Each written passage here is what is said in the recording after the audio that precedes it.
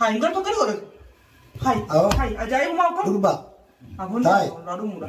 Radu muda tuh kan, acitin Davis. Dini dia yang kurba kan jiwa dia. Oh, kata gara-gara. Mata mau nih. Tik jiwa ini sekali sama kan. Anak Aiza. Semua kaisa. Amma immoo Abdulqawwii san ni du'e. Abdulqawwiin Arabaa san ni du'e. Amma Abdulqawwii Oromoo dhufe hamaa kan nama nyaatu. Assalaamu alaikum warahmatullaahi wabarakaatuhu. Kabajamtoota hordoftoota kiyya akkam jirtan nagayaa fayyaadha jirtu nagayaa warreen biyya keessaa ka biyya alaa eegaa hordoftootaa fi kabajamtoota kiyya kan waaqeffataa kan kiristaanaa kan muslimaa hundi keessan fayyanaa qabdu jirra alhamdulillah. Eegaa deebinee dhufne har'aas maal qabattee dhuftee jechuun kan isin oolamu deebinee gaa'ii wani inni qabadhee dhufe akkuma beekamu waa'ee Nasruu fi ijoollee isin dhuftee waan itti himatisan sanumaan qabadhee isin dhufe hordoftootaa fi kabajamtoota kiyya nu durarte injiinaadha. Dhugaa dubbachuuf zamanni kun zamana gowwaan bakka harkate hayyuun dhokate namni waa beeku dhokatee namni waan beeyne mul'ate hayni ni dhokate namni haqan dhaga'u haqan argu dhugaa dubbachuuf nuti duubarra jirra. Oromoon duubarra jira hin dammayne akkuma rafne jirra hirriiba irraa ka'uu dinne. Maaliif akkana? Maaliif wal miina? Maaliif garaa walitti jabaanna? Wal qixxaannee namni wal qixxaate ni hammaata. Oromootii dhugaa dubbachuuf hedduu nama gaddisiisa waan nama suukanneessu. Himna akka walirra beeknu ani beekaadha jechuuf iyyaa miti. Anis wallaalaadha. Namni garuu hanga beeku qabu. Mee amma mucaa isaan asinnatti himatan ijoollee isaan natti himatan Nasruu harkaa jaarsa kiyya naa baasi naan jette micoon dumaashiin teenya san dhuftee Nasruun biyya teetii naa baasii harkaa naa baasii jaarsa kiyya qabeet. Sababni jaarsisii itti qabamee Nasruu harka jiru sababa Nasruu inni amata 8 dura Abdulqawwii gurgurate. Abdulqawwii jechuun bineensa. Amma immoo Abdulqawwii san ni du'e. Abdulqawwiin Arabaa san ni du'e. Amma Abdulqawwii Oromoo dhufe hamaa kan nama nyaatu. Oromoon ishiif wal nyaatti. Annumaan lallaba yeroo hedduu. Amma intalli sana asitti dhuftee manguddummaadhaan karaa nagayaatiin natti himatte. Har'a mucaa Nasruu wajji jiru Khaalid. Ijoolleen cufti yuutuuba dalayti. Mucaa san nama itti bittee akka ajaa'ibaatti tumsiisu jirti. Ifumaaf warruma asitti dhufee ifiif natti himee qabee mana isaanii keessatti qabee cafaqu jira. Mee akkumatti cafaqu jiran mee daawwadhaa kun olaalaa. Guyyaanni akkana argaa jiru. Halii fi mucaa ofirraa kadhatu harkaa daawwadhaa mee. Aljamaa lakka wale tapha biyye. Akaawuntii deemaa. Akaawuntii dhuma waan kun maal barbaadame? Amma gurbaa kana. Maaliif deemu? Gurbaa kana akka gallattisi ni gootamu. Gurbaa kamne. Nasruun akka gurbaa. Aboo saratti tura kawaan nama nyaate. Najjeesa dhugarratti yoo duutaate nin du'a. Ni duuta dhugaa. Waan tane. Aboo sirriitti. Aboo ijoollee fiyaamaa hiikaa wanni.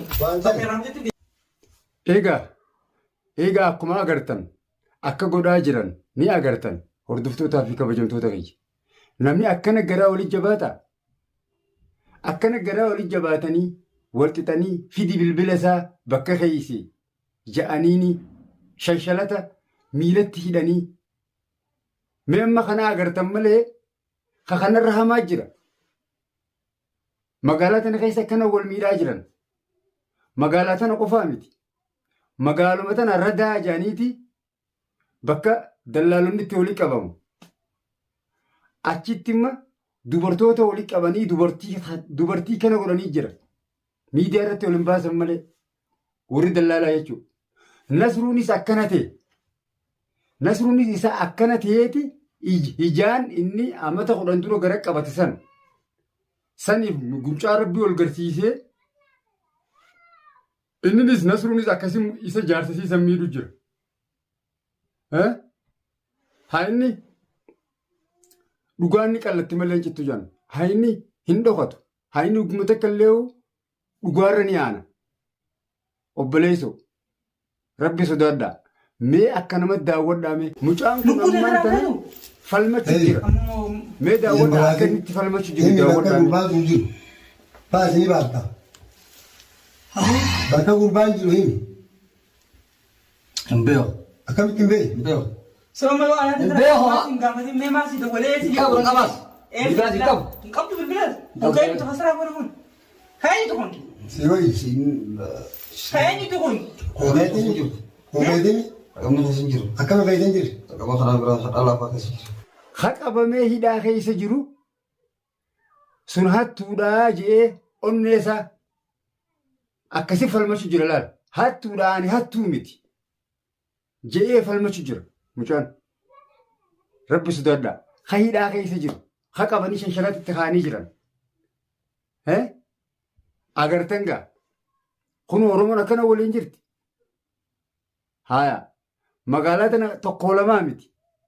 Wal miidhu jiran akka malee dhiiroo maal rabbi irraa balleessine Oromoo irratti godhe rabbiin kaan aangoocha ol nyaata biyyaa kaan warri silaa biyya bulchuus aangoocha ol nyaata Oromoo mee ammaan tana akka kun hanga yoomi dubbiin Oromoo tun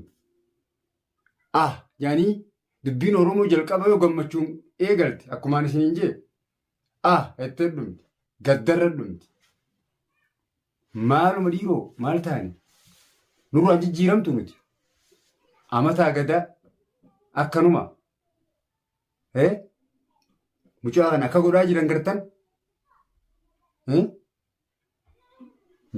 amma mucaan guyyoonii fi shanshalata kana keessaa ba'ee mucaa isa intala tana cinaa taa'ee isa tumu kana ni ajjeesa oola ni luquuqa. Namatti bitanii qabanii mana kaayan malee kophaa isaa hin qabnee beeku. Natti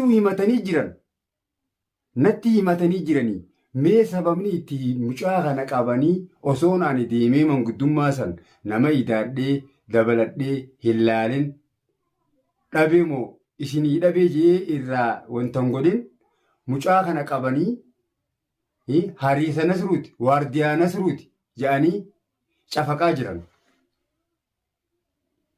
Nasruunis kaan achii qabee cafaqaa jira. Gama baanii hoggaa walitti duule namni akkam wal godha. Qiyaamaadha qiyaamaa bartu. Ifin baruu namni. Haay san zamana akkam keessa jira zamana ajaa'ibaa keessa jira.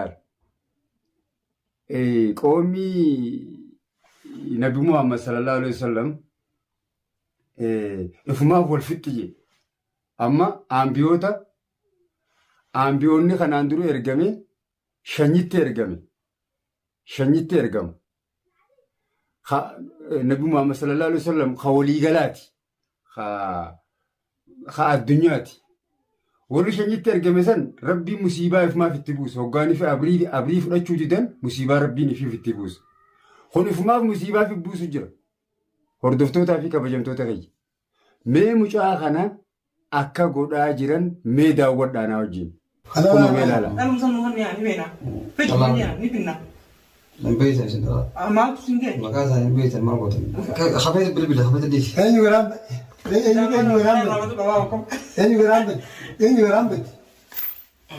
Eenyu garaan badaa. Sabiyyaan dhiyyaatu kun wal karaa. Ibrahim baasaa nyaatu. Qattaa'ee akka kanuun beekan. Namni akkanatti akkuma agartan kana namni kana ol godhee namni hijaawaa dhufu. Jabeessitee? Boo. Hijaan hammaachaa dhufu. Adeero. Yaafoo gubbaa irraan. Akkuma Nasruun mucaa amata 10 ama 8 dura isa miidhe jaarsa isii san qabee harkaa qabutti amma kunis guyyaa asirraa gabbee namni akkana godhanni ta'a. Hin taa'u tafiira dhaabaa laalaa jiran. Saniifuu namni guyyaa hijaadhaan wal akkana godhee akka kun waa gaarii miyaa Oromootiyya mee du'aayii walii godhaa bayyanadhaa. Namni wal miidhuun gaarii miti. Rabbumarraa illee taatu namni sodaataara. Hayi. Rabbi sodaan eessa qote? Rahammani rabbi eessa qote? Akkana ol godhuun akkam keessaa'u dubartii akkana godhaniiru. Dubartii akkana godhan ammaas. Akkana godhu namaafaa walii dubbatu bar. Maallaqa buusii jeeti akkana godha dubartii. Oromoon akkana waliin jirti. Haaya. Guddaa fi xiqqaan wal miidhuu nama walii hinaafuu maaltu miti. Bara irra guddaa waliif hinaafaa bara. Oromoon yoonii fi tokko xiqqishoo irra jiraate waliif hinaafu. Yoo xiqqishoo irra argate gara gubbaadhaaf of lamalee keessisaa kuduraa biraati. Obboleessisaa akka harkatuun fadhu irra guddaan. Kasaare namni obboleessi akka harkatuun feene namni harkata namaattis gaddu. Abaluu maaliif akkana ta'e jee garaa jee usu ni kasaaraa bee rabbi birattis jechuudha. Takkanaati hordoftootaa fi kabajamtoota kan jiru. Mee ammallee kun daawwadhaa bee viidiyoo kana daawwadhaa mee kun onaa wajjin laala akka jiru. Bilbila isa kan jiru. Kabaasa bilbila. Aboo himi oggos biraa achi biraa deemtuun shari'a haaraa kan isa haadhu siinjii eebbaa qabna waan isa haasuu ta'u. Shari'a haaraa sin keessa haadhu. Gurbaa taa'is wayya. Shari'aa ta'e kan isa biyya jirtu noqon. Dhiiroo. Qabu haa samurraa qabu haa. Dhiiroo mi akka muyyame. Samurraa qabu. Teenyetuun maal? Abaarsa. Gurbaa taa'is gurbaa. Abaarsa rabbii qabnaa isaa. Gurbaa kan moofeetu. Akkana wal miidhu. Ammoo akkana ta'e. Soggaa asirraa gabbee. Gurbaan baay'ee beekamee dhibaa dhufeetu. Anamma nama taa'ee nama taa'ee dallaala nama tumu hin deeggaru. Nasruunis akka qaba. Mucaan kunillee falmachuu jira akkuma agartanii. Kanaafuu hordoftootaa fi kabajamtoota kiyya mee viidiyoo waan arkeen walii fufunaaneetiin fidaa. Intala san biraas dhaqeetiin ni baaftamoo hin baaftuu jee mucaa kanamma harkaa fuudhaa. Hanga dhumaatti nafaana turaa. Warreen chaanaala keenyaaf harree tallaa keeddommee isaa baay'ee nagaan naaf jiradha. Simaan qaban. Maal nama gurguddee dhufa? Kophaa ta'uu simaan qabaa. Ati mana kophaaf durmaan qabin beekee maa kophaa qabin Isa kophaa qabdaniis. suuqa jimaa kan liyaa yaatanii nama walitti bitattanii maa kophaa qabin akka jiraatan dhoogune galtanii. Akkasuma gaadiidhummaa buqqee nagaa qabdee kanaaf kana oolaa. Buqqee sana nagaa qaba.